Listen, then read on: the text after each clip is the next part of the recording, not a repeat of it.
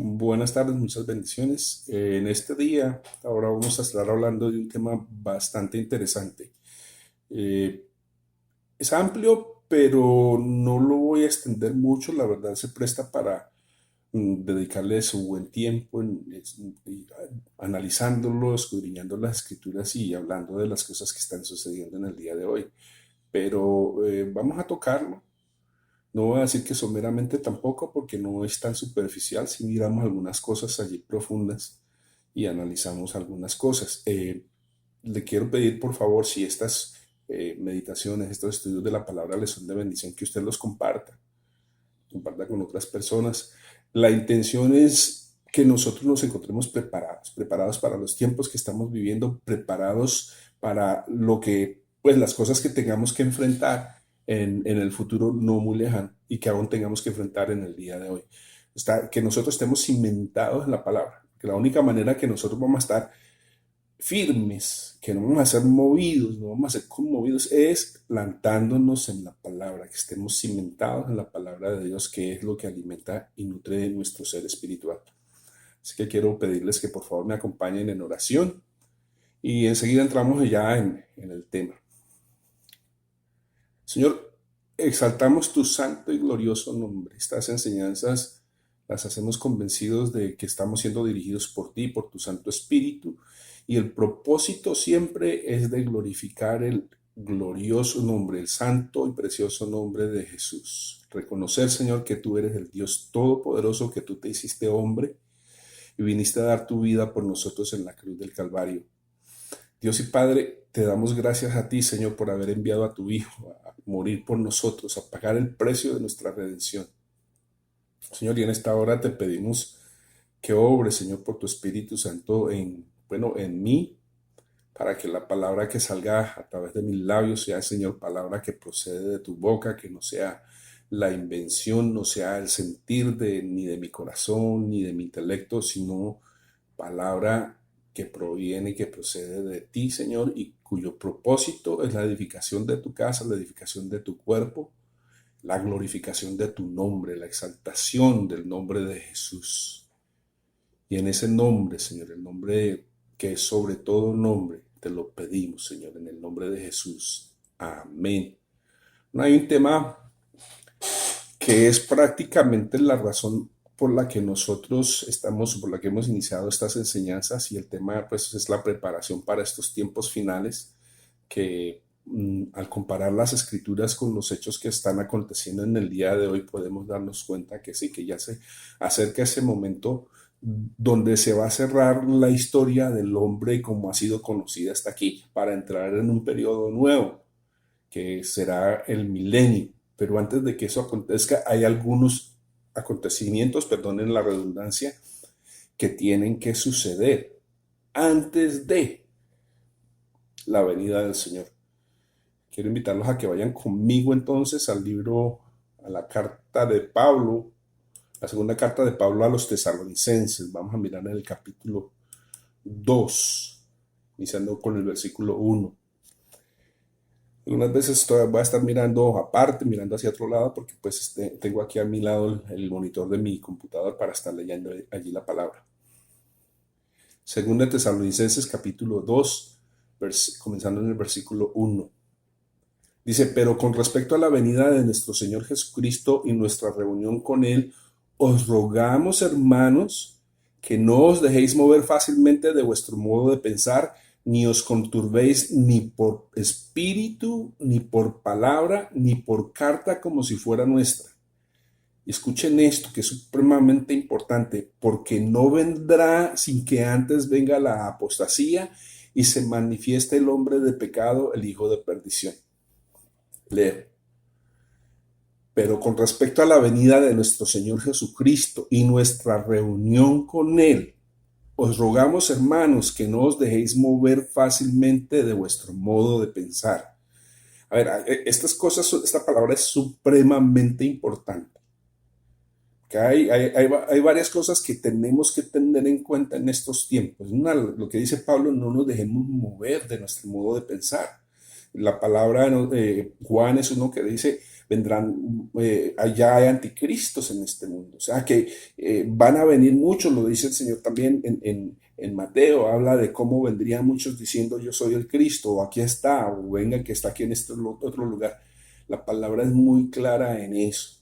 Y precisamente propósito de las enseñanzas que estamos dando tiene que ver con estar de verdad preparados, de no ser movidos, que somos movidos muy fácilmente por lo espectacular, por lo sobrenatural, si así decimos. Entonces vemos milagros y cosas y corremos inmediatamente, pensamos que allí está Cristo. Pero digo, no, la posibilidad del engaño está ahí, el Señor lo anunció, que habría engaño, con prodigios, con milagros, con grandes señales, pero que cuando fuéramos, no, Él no está allí.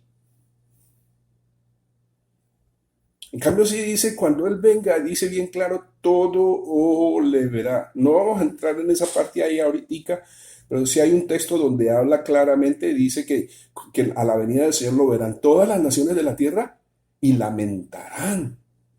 Y ese lo verán las naciones de la tierra y lo lamentarán es antes de la recogida, es casi unos hechos simultáneos, sí, son cosas casi que simultáneas. La aparición del Hijo del Hombre en las nubes, lo verán las naciones de la tierra y lamentarán, y entonces Él enviará a sus ángeles a recoger a sus elegidos.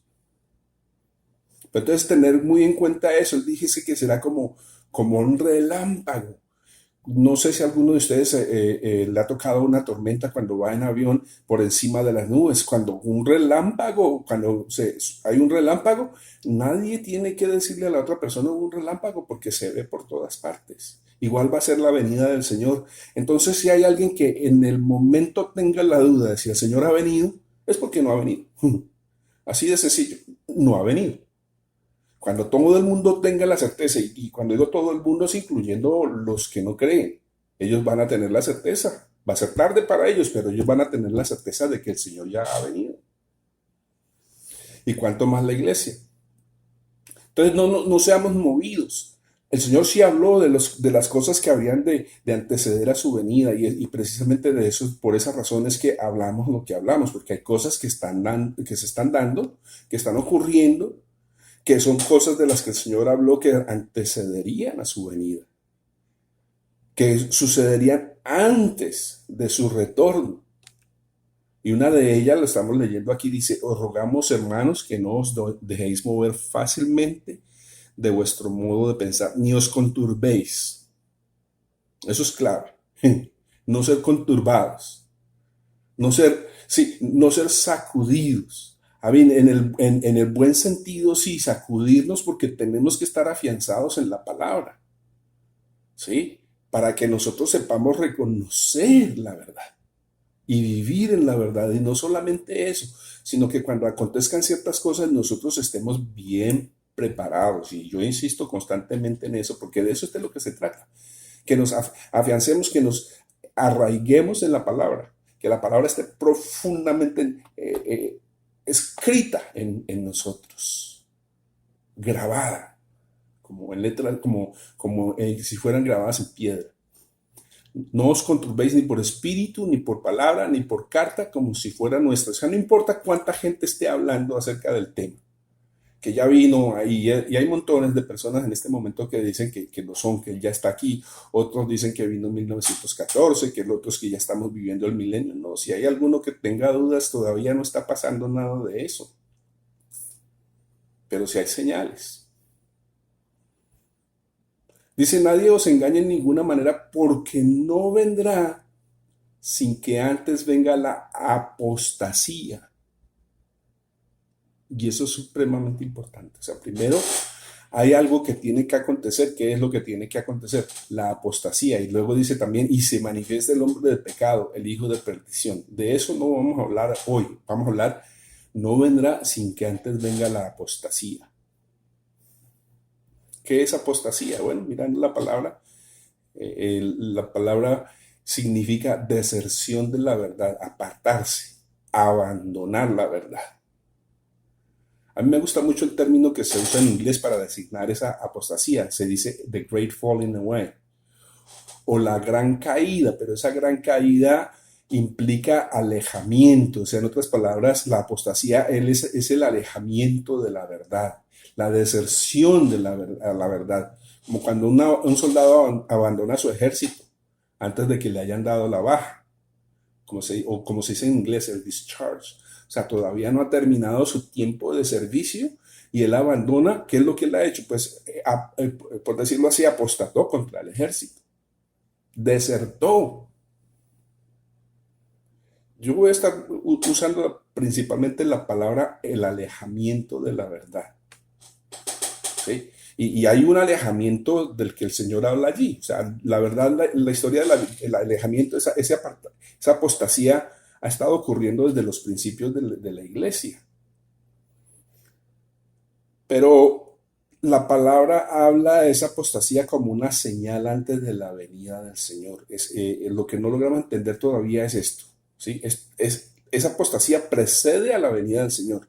Pero tenemos que entender que ese alejamiento, esa deserción, ese abandono de la verdad ha estado ocurriendo, como lo digo, desde el comienzo de la iglesia. Vamos a mirar en 1 Timoteo capítulo 1. 1 Timoteo capítulo 1, versículo 18 al 20.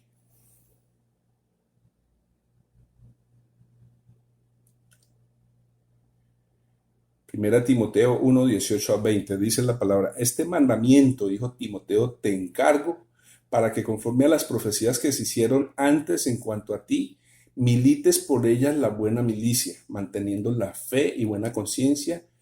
Escuchen lo que dice aquí: desechando la cual naufragaron en cuanto a la fe algunos, de los cuales son Himeneo y Alejandro, a quienes entregué a Satanás para que aprendan a no blasfemar.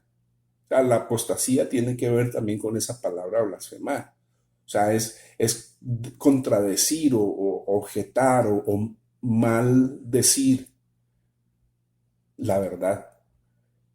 Entonces ya ocurrían, ya Pablo tuvo que enfrentar esa situación. Creo que hay otros textos donde se habla acerca de eso, ¿sí? De estos personajes que aún en el inicio de la cristiandad, de la vida de la iglesia, se apartaron de la verdad, habiendo conocido, habiendo estado en la verdad, se apartaron de ella. Pero pues no se puede negar que lo que en inglés se le llama el great falling away o ese alejamiento de la verdad, se ha hecho mucho más evidente en los últimos tiempos. O sea, es más notorio, es más conocido, pero también es mucho más profundo, mucho más fuerte y también mucho más atrevido y sutil. Yo puedo poner pues como ilustración el tiempo que yo he vivido, en mi tiempo cuando soy un niño. Pues sí, hay todas estas cosas, hay apostasía, pero nunca había visto, digamos, el atrevimiento, la osadía de aquellos que andan en el error, de aquellos que andan en la mentira. Y aquí no estamos hablando solamente de lo que ocurre en el mundo. O sea, sí estamos hablando de eso, es parte de la señal, pero estamos hablando de apostasía, tiene que ver o sea, un rechazo a la verdad. Y eso es una señal de todo lo que se avecina. ¿Sí?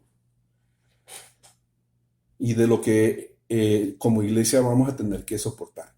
Sino hablamos del alejamiento que está viviendo la iglesia. O sea, el mundo sí está inclinado en una dirección y es bien notorio, pero quiero hablar específicamente acerca de esa apostasía dentro de la iglesia.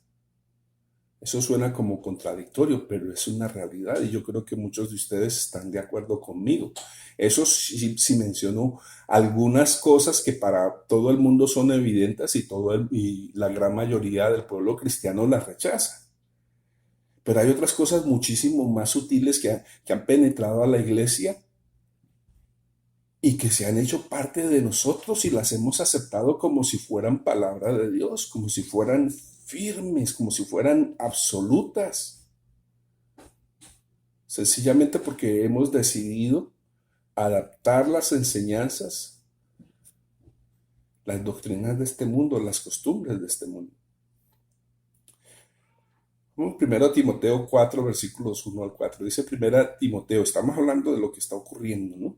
de ese apartarse de la verdad. Pero el Espíritu dice claramente, esto está primera de Timoteo capítulo 4, comenzando en el versículo 1. Pero el Espíritu dice claramente que en los postreros tiempos algunos apostatarán de la fe, escuchando a espíritus engañadores y a doctrinas de demonios. Oh, esa es la parte que hay que tratar hoy. Esto tiene que ver con la iglesia. Porque ahí dice bien claro, apostatarán de la fe, o sea, abandonarán la fe, se alejarán de la fe, caerán de la fe y aún confrontarán la fe, confrontarán la verdad.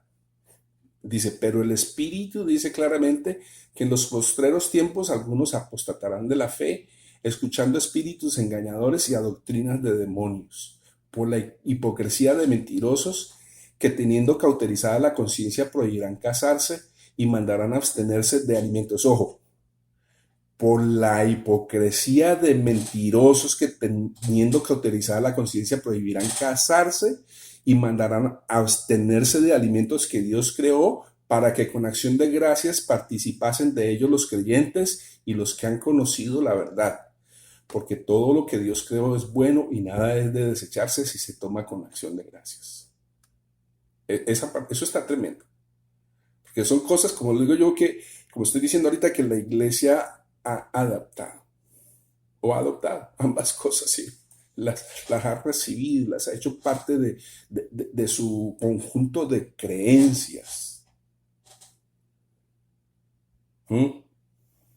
Y hasta cierto punto sí manejan muchos aspectos de la iglesia, de la vida de la iglesia.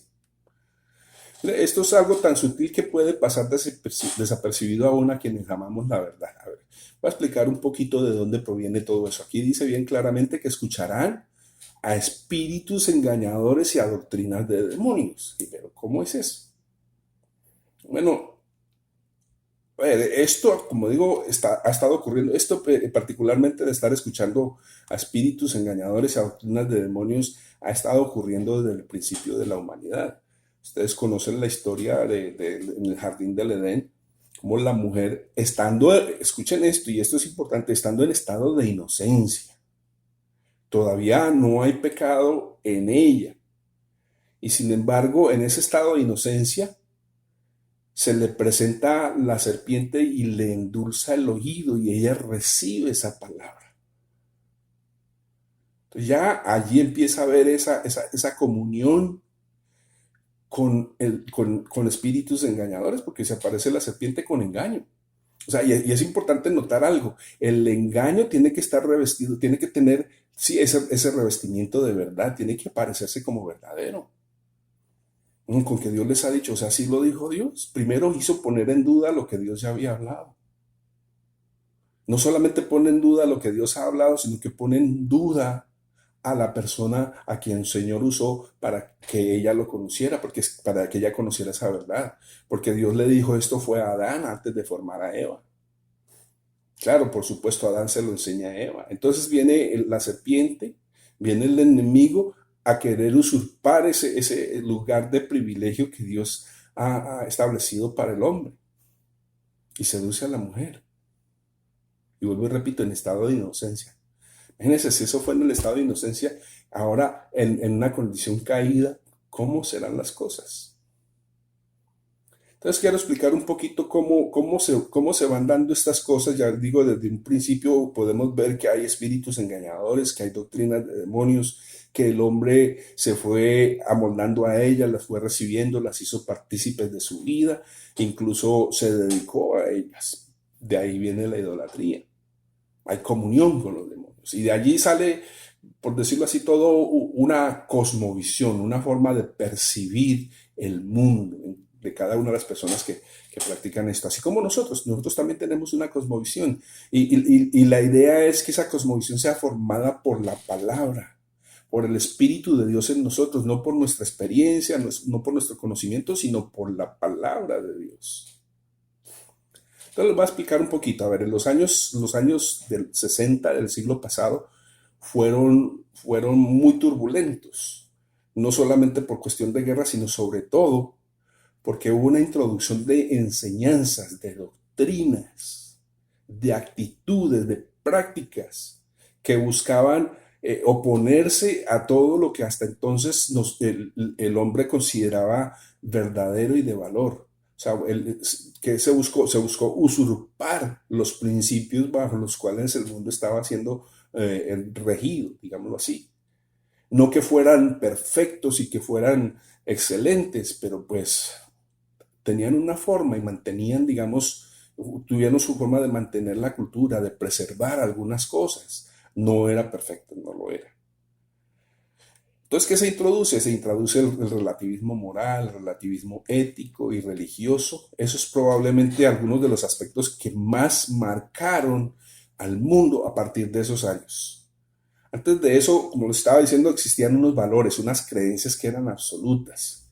Y en los países, en Occidente sobre todo, esos valores y esas creencias, pues tenían un fundamento bíblico, no que fuera completo, porque pues había mucha falsedad, mucho engaño en todo eso, ¿cierto? Pero tenían una influencia bíblica de todas maneras.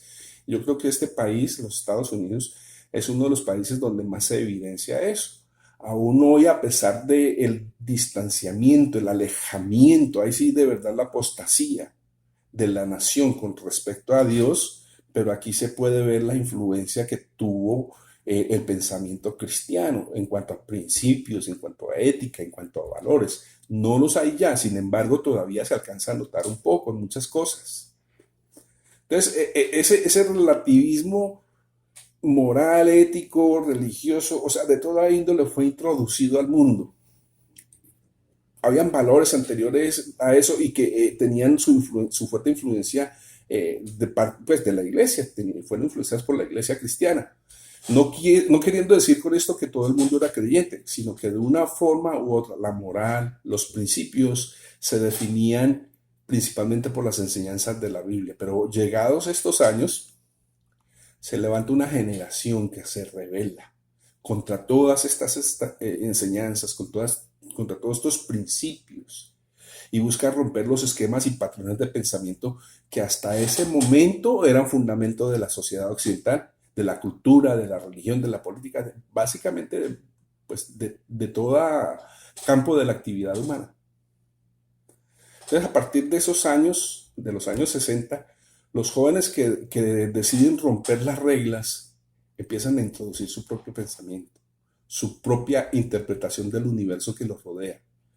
Y el problema más serio del asunto es que el mundo que los rodea, es un mundo que es percibido, es un mundo fantasioso, entre comillas, es un mundo que es percibido bajo los efectos de alucinógenos. Ojo, estamos hablando doctrinas de demonios, estamos hablando de espíritus engañadores.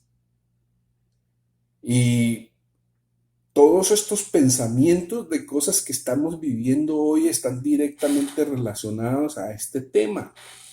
O sea, el mundo que hoy vivimos está fuertemente influenciado por esas enseñanzas, porque a partir de allí es que se empiezan a tratar algunas cosas que anteriormente no se tocaban y transformó tanto el pensamiento del hombre que hoy estamos convencidos que esas cosas son ciertísimas, a pesar de que la palabra de Dios pueda decir algo diferente.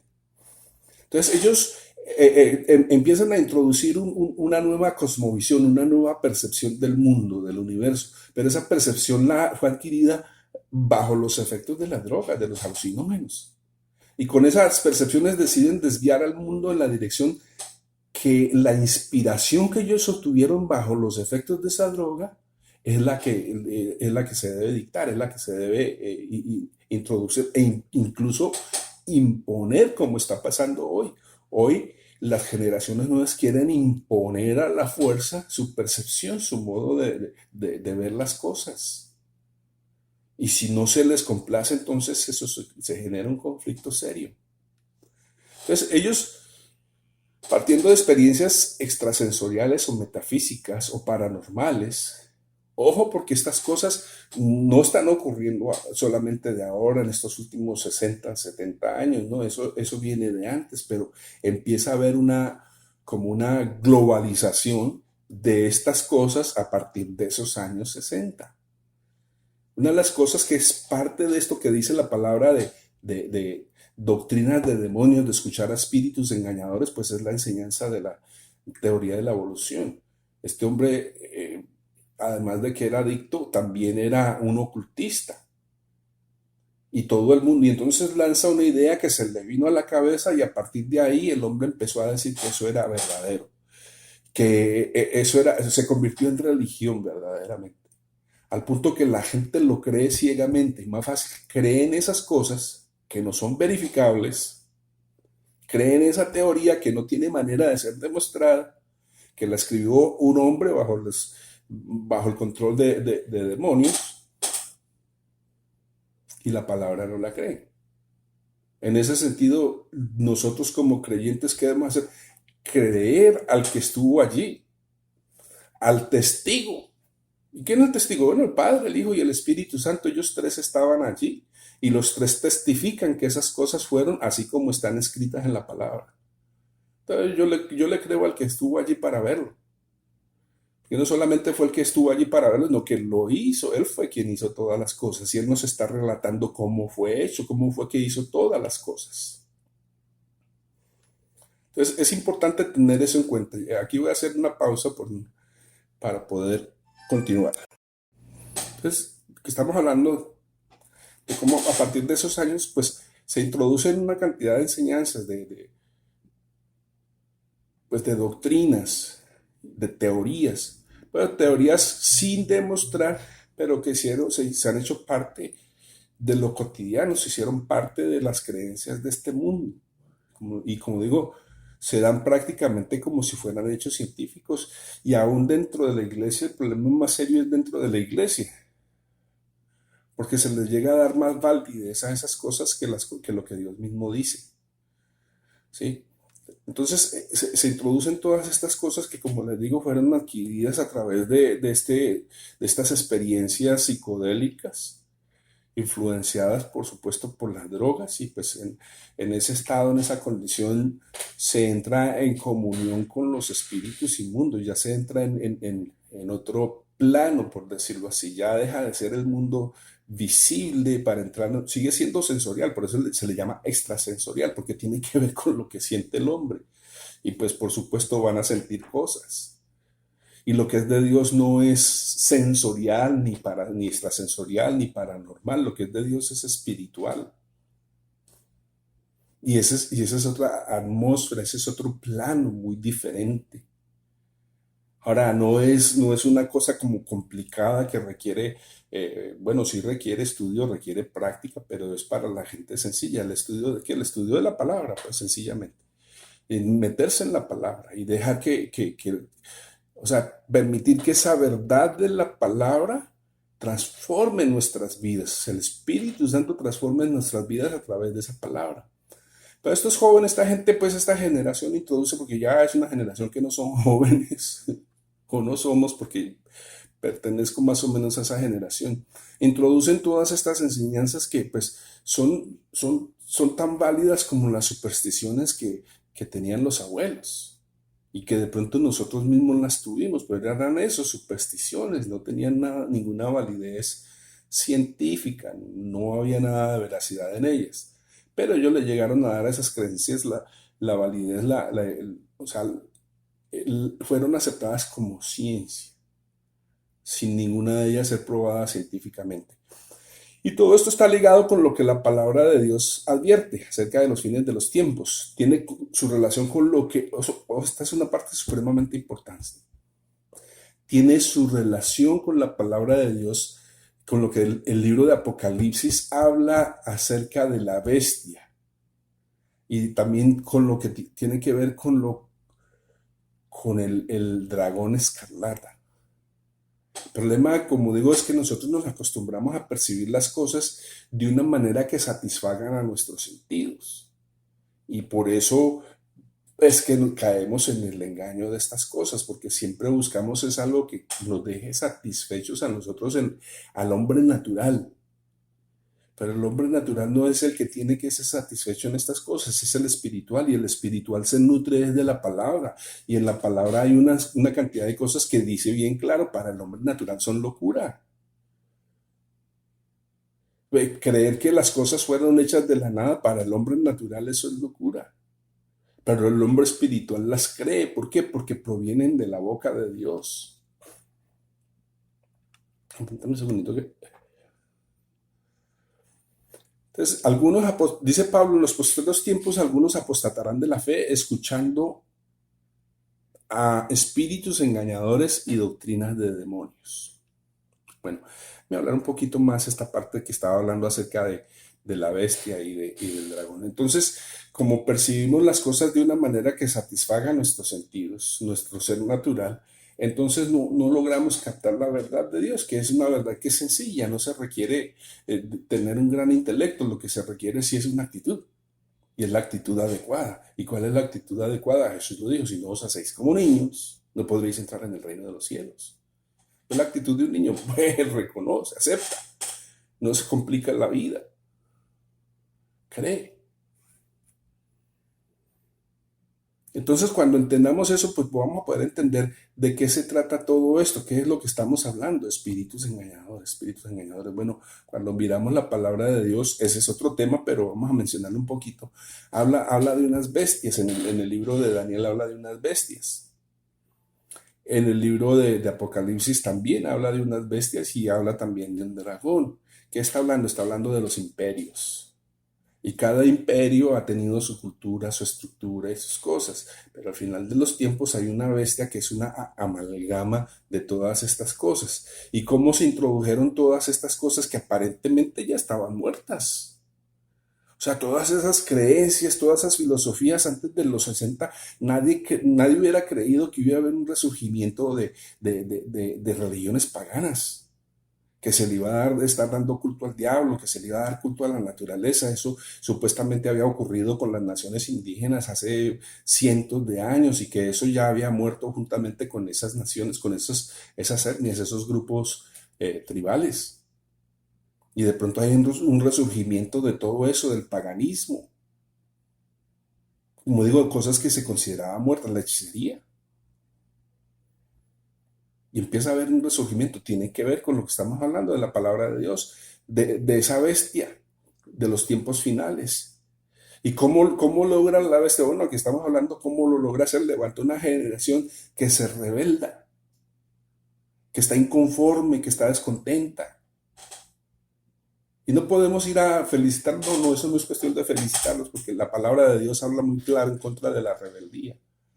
Pues hasta cierto punto yo fui parte de eso, no muy profundamente, no mucho, muy por encimita, pero hubo enseñanzas que uno iba aceptando, como que sí, claro, tiene razón, tiene sentido. Además uno quiere aparecer, la vanidad del hombre, ¿no? Quiere aparecer quiere pertenecer por un lado y quiere mostrarse como una persona inteligente. Eso es puro engaño. Entonces, ¿de dónde proceden estas enseñanzas? Estamos hablando de una generación, escuchen, y esto es supremamente importante también, es una generación que buscó evadir su realidad en el consumo de las drogas alucinógenas. Y al hacerlo entraron en comunión con los demonios, ellos fueron poseídos por demonios. En ese estado, en esa condición, cuando ustedes estudian un poquito acerca de religiones paganas, por ejemplo aquí en Miami se practica mucho la santería y todo eso, ¿qué se usa? Se usa la música, se usa la droga, algo que induzca lo que ellos llaman un estado alterado de conciencia, que es un estado alterado de conciencia donde usted sencillamente adormece todo su ser y permite la influencia de entes ajenos a usted, y ese ente ajeno no es Dios. Ese ente ajeno no es Cristo. Ese ente ajeno no es el Espíritu Santo. Son demonios.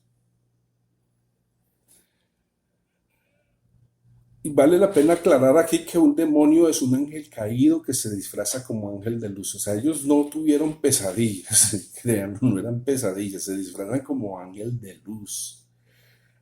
Es que, miren, nada más sentarse uno a mirar películas, uno va a ver todas esas. Ellos están mostrándolo ahí. En una película y uno se pone a ver hasta la misma forma como los colores, las tonalidades que escogen y todo eso está bien estudiado. ¿Y qué están mostrando? ¿De qué están hechos? ¿Qué es lo que ellos quieren promover? Entonces, como digo yo, pensamos que pues un demonio es algo que viene con cuernos y cola y que va a ser algo negativo, entre comillas. Entonces, cuando se nos presenta algo así que en apariencia es bonito, pues no se rechaza, se adopta. Y eso se hace más común cada día. Pero cuando decimos esa palabra de Dios, como digo, empezamos a pensar que cachos y cola. Pero no es así. Sí, es que y uno de los problemas en este tiempo, precisamente con respecto a eso, de que nosotros queremos entender el mundo, creemos que el mundo es conforme lo percibe nuestra carne, nuestro viejo hombre. Y la tendencia en ese sentido es a querer darle, humanizar a todo. Miren el trato que se le está dando hoy en día a los animales. Se les trata como animal y se espera que su comunión o su comunicación con nosotros sea la de un ser humano. Y la interpretamos así. El animal está siendo animal nada más y estamos interpretando sus instintos para querer decir que nos están expresando lo que nosotros queremos que nos expresen. Entonces, para nosotros es necesario renunciar a ciertos conceptos. Tenemos necesidad de ser renovados en el espíritu de nuestra mente, para tener un entendimiento claro de lo que verdaderamente son estos seres, y es más, para tener un entendimiento claro de lo que realmente somos nosotros. A ver, y nosotros no es la persona que ustedes están viendo, yo no soy esa persona, este es solamente el caparazón, y este caparazón pues tiene que ir a la tumba eventualmente. Si no va a la tumba, pues cuando Jesús venga dice que vamos a ser transformados en un abrir y cerrar de ojos. Entonces ya no será más el mismo cuerpo, es solamente la caja que guarda, sí, el caparazón, la estructura, la casa que guarda al verdadero yo.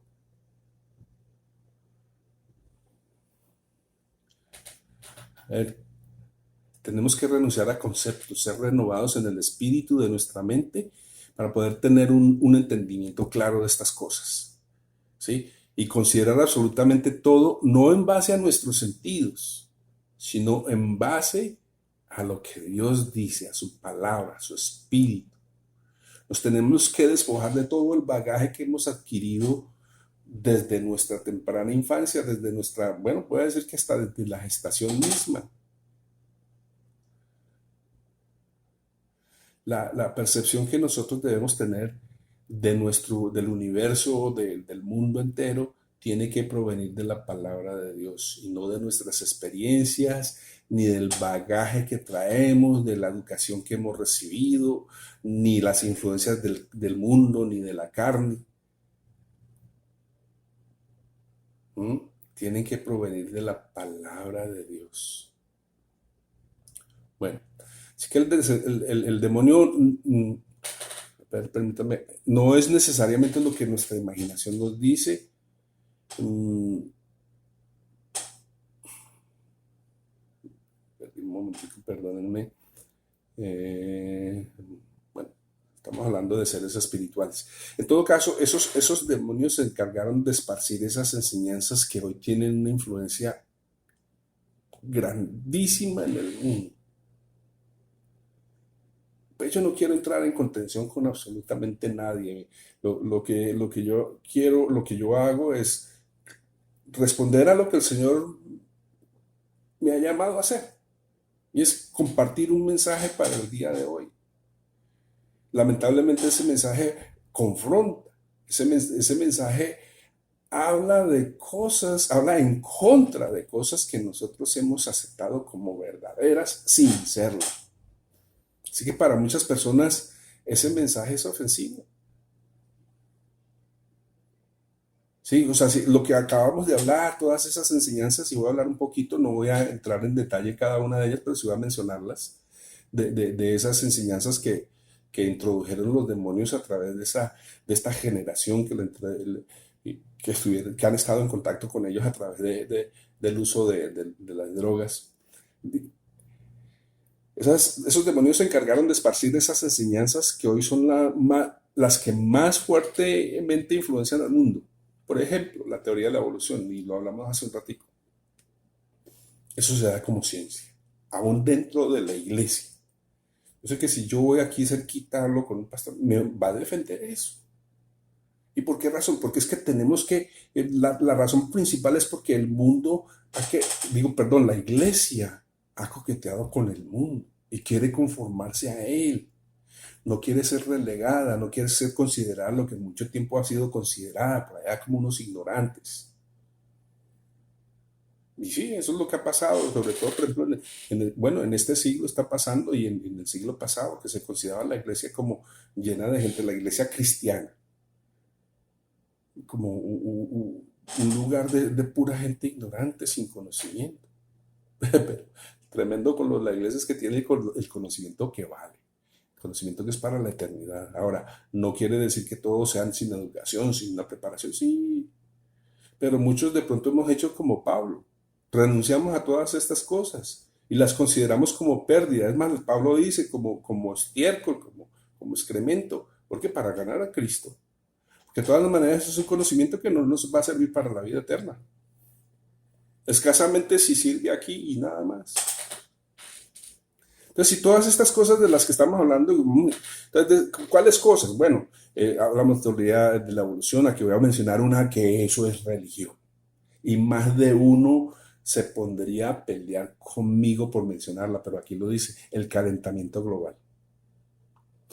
Son esas doctrinas. O sea, yo recuerdo en esos años 60 cuando empiezan con su historia de amor, haga el amor y no la guerra, amor y paz, todas estas cosas, ¿sí?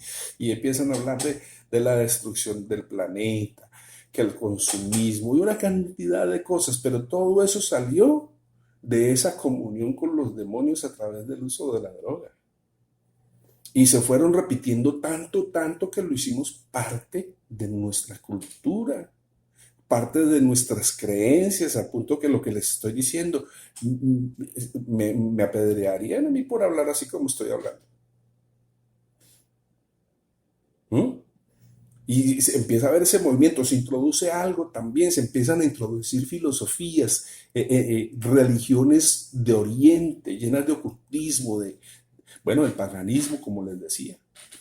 Se introduce, por ejemplo, el yoga y todo el mundo feliz con el yoga. Que eso es ciencia, no, eso no es ciencia. Eso no es ciencia, eso proviene del hinduismo, no es ciencia. Eso es una práctica que tiene que ver con la comunión de los demonios. La psicología, la psiquiatría. No, que sí que estoy. No, hombre, qué pena. Sí, ahí sí podríamos hablar como en el lenguaje de ellos. Si yo no lo palpo, no lo creo. Y pues yo he visto los efectos de tratamientos psiquiátricos y de sesiones con psicólogos y nada de efectividad en eso. Ujú. En cambio, sí he visto los efectos del trato del Señor. He visto cómo el Señor en un solo instante transforma la vida de una persona, apartándola de la drogadicción, de la homosexualidad, de las malas costumbres, de los malos hábitos, del robo, de los homicidios. Pero estas enseñanzas, bueno, vamos a ver cuál otra dice, el trato de los animales. Uy, Señor. Porque la tendencia entonces es a humanizar a todos los animales y a darles un trato y entonces yo no estoy diciendo que debamos tratar mal, la palabra de Dios nos advierte acerca del trato que debemos dar a nuestras bestias y el maltrato no es parte de ese trato, pero ya llegar al punto de darle trato preferencial. A mí en lo personal me afecta tremendamente ver eso. ¿Por qué razón? Pues porque yo en varias ocasiones he retornado a mi país con el propósito de ayudar a niños de la calle. Cuando digo niños de la calle, son niños de la calle que han vivido, que duermen, que comen en la calle, que duermen en una acera, en un andén o en una vereda, como lo llaman en otros países. Entonces esos niños, esos animales reciben muchísimo mejor trato que esos niños que muchas veces ni tienen o no tuvieron acceso a un médico, a un alimento pues nutricional o un alimento, por lo menos a los alimentos a los que pues debe recibir un ser humano. Pero ese trato, cosa seria. La comunión con los demonios, el yoga. Sí, Y lo terrible es esta parte, y esa es la razón por la que viene esta enseñanza. No es que si estuvieran afectando al mundo solamente, pues ok, grave, pero no tanto. Pero el problema es que muchos han apostatado de la fe. ¿Qué quiero decir con eso? Han cambiado la verdad de Dios por estos engaños, estas mentiras. Y eso que hay una parte que pues no la toco, porque Dios mío. ¿Mm? Pero es verdad. Entonces cambiamos lo que dice. Ah, pero es que el Señor dice, ah, sí, pero eso era en ese tiempo. Que eso... No, no, no. La palabra de Dios es inmutable. Ah, sí, vivimos bajo un nuevo pacto, cierto, pero eso no quiere decir que las verdades que están escritas allá son para desecharlas. Ellas todas tienen enseñanza para nuestro tiempo, para nosotros.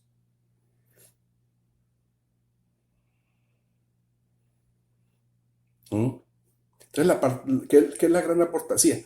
La apostasía es apartarnos de las verdades de la palabra de Dios. Es alejar esas enseñanzas. ¿Cuál es la palabra? Déjeme, yo busco la palabra que estaba usando al principio.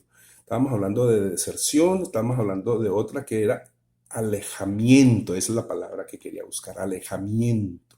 Entonces, ¿qué es la gran apostasía? Es el alejamiento de las verdades sencillas de la palabra de Dios para aferrarse a enseñanzas originadas, ojo, en el Dios de este mundo.